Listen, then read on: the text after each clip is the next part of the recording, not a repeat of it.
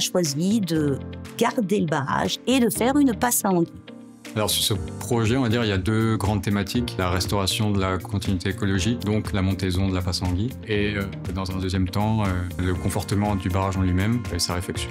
Sur ce projet, il y a un important choix. Prendre en compte les enjeux environnementaux pour être exemplaire. Il y a des mesures très concrètes de protection de la qualité de l'eau qui ont été mises en œuvre, et notamment la mise en place, en complément de la barrière filtrante effective sur le lit du cours d'eau, de 3 sondes de mesure en continu de la qualité de l'eau, sans compter les 3 interventions de la Fédération de pêche qui a réalisé des pêches de sauvetage des poissons qui pouvaient être enfermés dans les poches d'eau qui s'étaient mises en place lors des installations de chantier.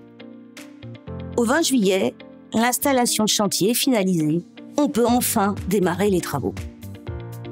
Les travaux avancent bien. Le chantier se poursuit, c'est tendu, mais tout le monde met du sien.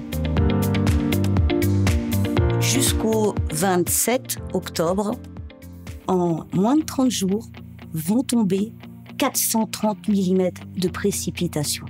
J'ai dû me résoudre à reporter le chantier à l'été prochain. Donc il y a un surcoût qu'il faut maîtriser. Et le choix qui a été fait, c'est de mener une opération coup de poing. En 15 jours, tout doit être fait. L'opération coup de poing commence. Tout est bien minuté, préparé, l'enchaînement des opérations est connu, partagé par tous. Et heureusement qu'on a fait ce travail de préparation minutieuse, parce que les événements ne nous ont pas facilité la tâche, on a rencontré plein d'incidents, et notamment cette météo. C'est tous les jours où il fallait y être tous les jours, quoi. C'est ce qu'on se dit, si on n'était pas là, le chantier ne serait pas passé comme ça. Chacune des équipes s'est appropriée et s'est sentie concernée par le projet. C'était tellement tendu qu'on a mis en place des groupes de communication, de messagerie en temps réel pour pouvoir en permanence avoir cette astreinte, cette vigilance, notamment en cas d'arrêt de pompe qu'il fallait réactiver instantanément. Et ces décisions en temps réel sont un point décisif de la bonne tenue du chantier.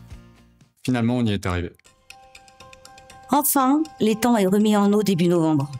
Et la centrale hydroélectrique refonctionne. Pour moi, c'est un soulagement. Je suis contente. On peut dire qu'au niveau environnemental, ça s'est bien passé. Et même cet ASEC prolongé a permis une régénération magique de la biodiversité sur le fond de l'étang. Pour l'ensemble de la faune et de la flore, ça a été très favorable. Je suis heureuse que le projet soit fini. Je suis fière d'avoir réussi à mener un projet de cette envergure qui a, tout au long de ces années, essayé d'être le plus exemplaire possible en matière environnementale. C'est un vrai gage de réussite pour moi, j'en suis très fière.